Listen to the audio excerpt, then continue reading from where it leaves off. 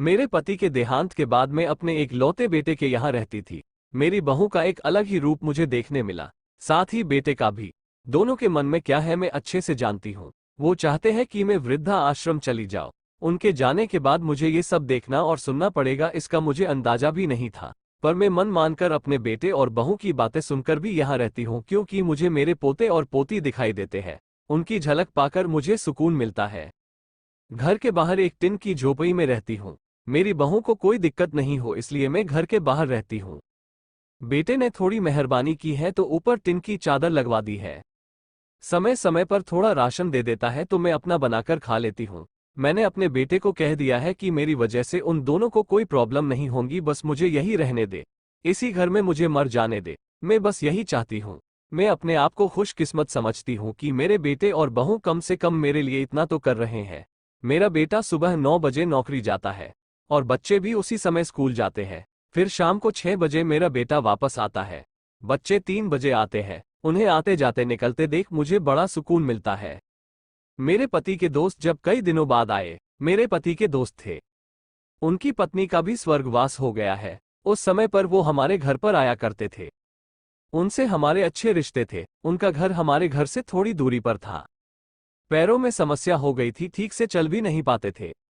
वो बड़े दिनों बाद मेरे यहाँ आए। मुझे उन्हें देखकर अच्छा लगा। उनका हाल भी मेरी तरह ही था। बच्चे अब उनसे भी परेशान थे। आकर मेरे पास अपना दुखड़ा रोते थे और उन दिनों को याद करते थे। बुढ़ापा हम जैसों को बहुत रुलाता है। उनकी पत्नी का स्वर्गवास हो गया था और उन्हें चलने उठने में समस्या थी, इसलिए वो तो अपना खाना भी नहीं पाते थे। मेरे पास आए तो मैं समझ गई कि यह इतनी मुसीबत में चलकर पुराने दोस्तों के यहाँ चाय और खाने की चाह में ही जाते होंगे। उनकी भी अपनी मजबूरी थी।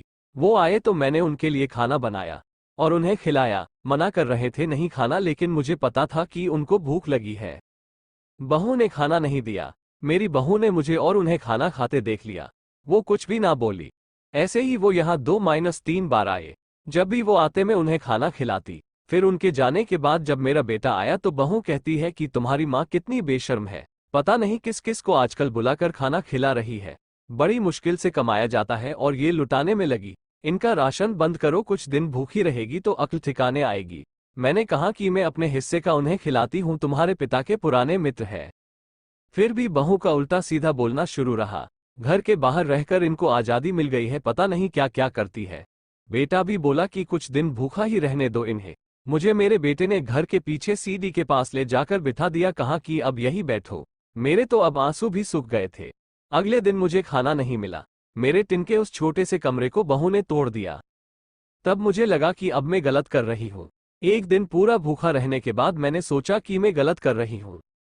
मुझे अब अपने बेटे के यहाँ नहीं रहना चाहिए और शायद गलती भी मेरी ही है।